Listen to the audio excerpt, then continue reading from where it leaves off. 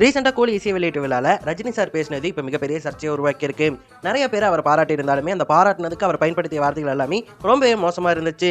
எந்த அளவுக்கு அப்படின்னு சொல்லிட்டு கேட்டீங்கன்னா, முதல்ல அனிருத் சாரை பாராட்டும் போது என்ன சொல்லியிருந்தாருன்னா, அனிருத்துடைய கான்சர்ட்டுக்கு பொண்ணுங்க அதிகமா வராங்க, அதுவும் அனிருத்தை பாக்குறதுக்காக தான் வராங்க, அந்த பொண்ணுங்களை பார்க்க தான் பிள்ளைங்க வராங்க, 2 பேர் சேர்ந்து நைட்ல இருட்டுல அப்படின்னு சொல்லிட்டு ஏதோ பேச ஆரம்பிச்சிட்டாரு. கடைசியில டீசெண்டா முடிச்சிட்டாரு.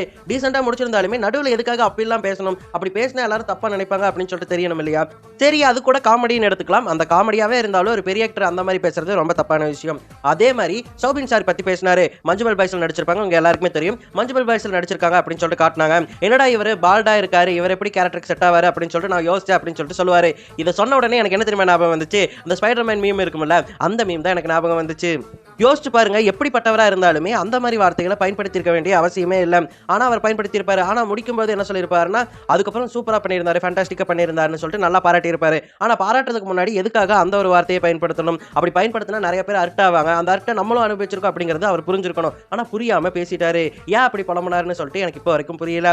அதுக்கப்புறம் அமீர் கான் கிட்ட வந்தாரு.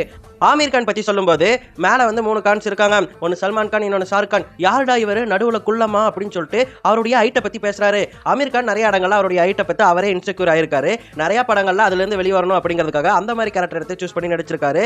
அதை பெருமையாகவும் நினைச்சிருக்காரு. அப்படிப்பட்ட அவர்கிட்ட மறுபடியும் போய் இன்செக்யூர் ஆகிற மாதிரி அவர் குள்ளமா இருந்தாரு அப்படின்னு சொல்றதெல்லாம் என்ன வகையான நியாயம் அப்படின்னு சொல்லிட்டு தெரியல. அதுக்கப்புறம் மறுபடியும் பாராட்டி இருந்தாரு.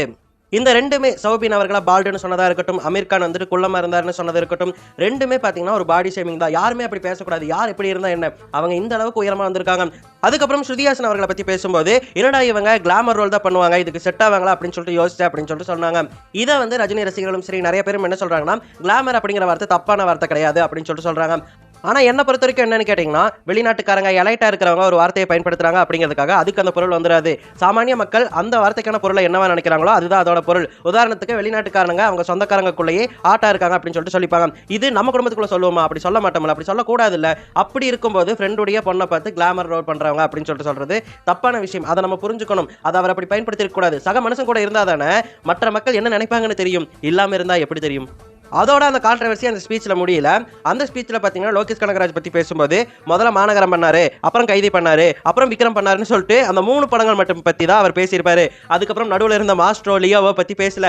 அதுக்கு என்ன சொன்னாங்கன்னா, விஜய் சாருடைய பேரை சொன்னா சத்தம் அதிகமா வரும், அப்படி வரக்கூடாது அப்படிங்கிறதுக்காக ரஜினி சார் சொன்னாருன்னு சொல்லிட்டு சொல்றாங்க. அதே இடத்துல தான் அஜித் சாருடைய பேரையும் மென்ஷன் பண்ணியிருப்பாங்க. அப்போ எதை பத்தி நீங்க எதுக்காக பேசுறீங்க அப்படின்னு சொல்லிட்டு எனக்கு புரியல. அவ்வளோ இன்செக்யூரிட்டியா இந்த விழால அப்படின்னு சொல்லிட்டு தான் எல்லாருமே இப்ப கேட்டுட்டு இருக்காங்க.